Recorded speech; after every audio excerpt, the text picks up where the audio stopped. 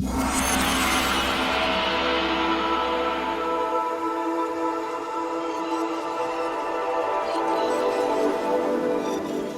you looked back at the mid-90s, gaming was just about to leap into the 3D era, moving away from the 16-bit and 2D eras. Many people thought 3D gaming was the future, with the introduction of the 5th generation of video game consoles. Although online gaming had already somewhat existed through PCs and earlier consoles, many people did not think online gaming would take off for a while, as internet technology at the time was slow and still in its early days. However, the 5th generation of consoles did see online gaming start to become mainstream, with new adapters such as the Saturn Link for the Sega Saturn.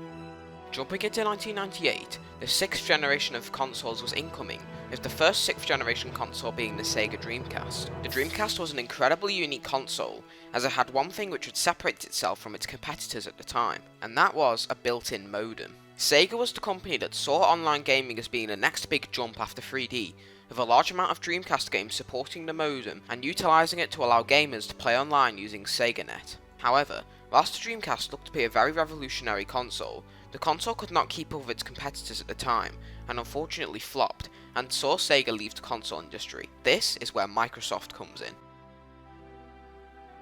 Microsoft had already been developing a console for a while, which utilised the DirectX API and ran a custom version of Windows 2000, known as a Direct Xbox at the time, later becoming the Xbox which we know it as today.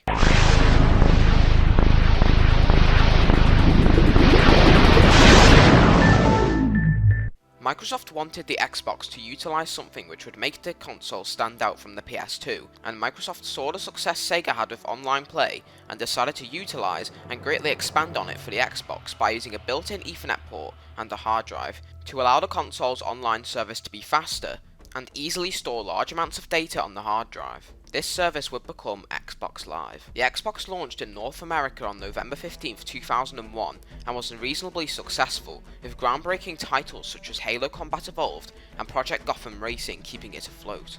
Although Xbox Live didn't launch with the Xbox, Microsoft hyped the service, getting gamers excited for what was coming.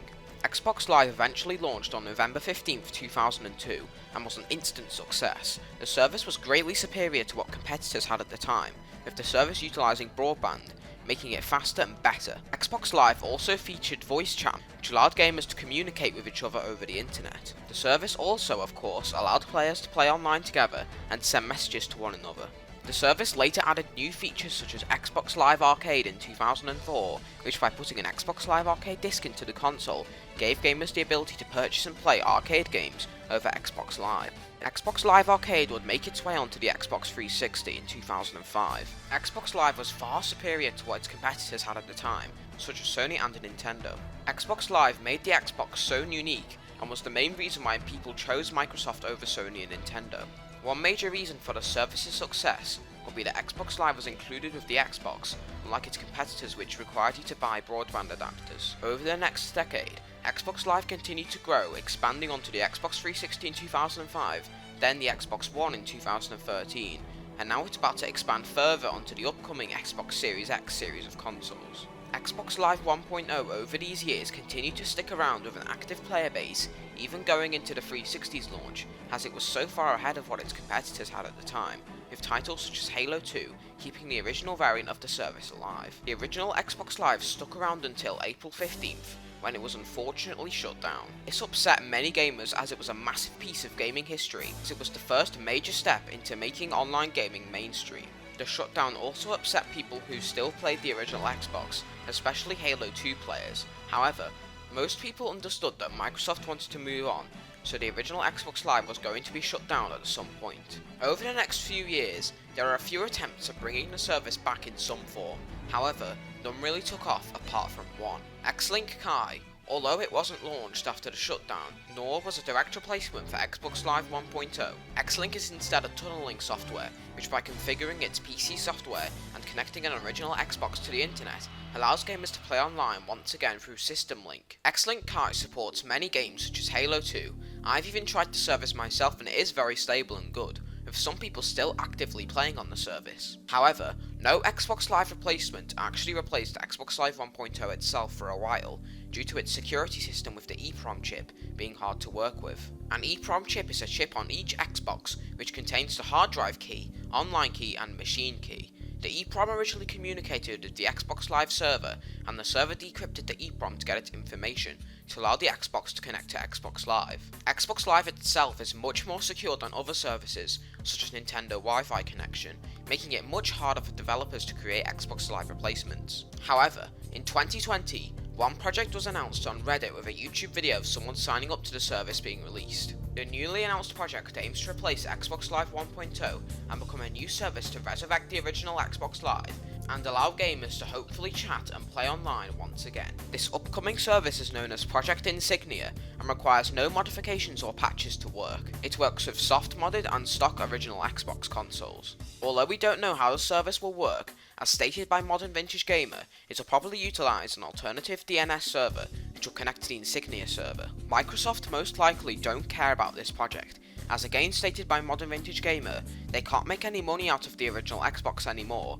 and the service doesn't use anything that is copyright protected by Microsoft. Also, Microsoft are probably impressed that Insignia, a community-made project, is promising to bring back the original Xbox Live. The main man behind the project is Luke Usher, who is the guy behind the CXBX Reloaded Xbox and Sega Chiro emulator. The project has been in development since last year, and the work Luke and his amazing team have done so far to work around the Xbox's complex security and adding compatibility for a selection of games is absolutely amazing. One frequently asked question which I'll try my best to answer now is, what games are going to be supported?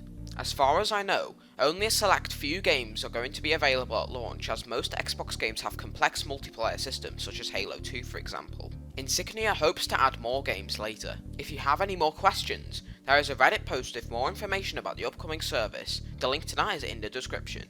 Whilst there is no official date to when the service will launch, the Insignia team does hope to have some games playable by August 2020. However, there is no official date to when the service will go public, as it is still in early development. Insignia is a work in progress, and Luke and his team still have a long way to go developing it, as it's still in an early state. If you want to support the incredible work the Insignia team is doing, links to Luke's Patreon and PayPal are in the description.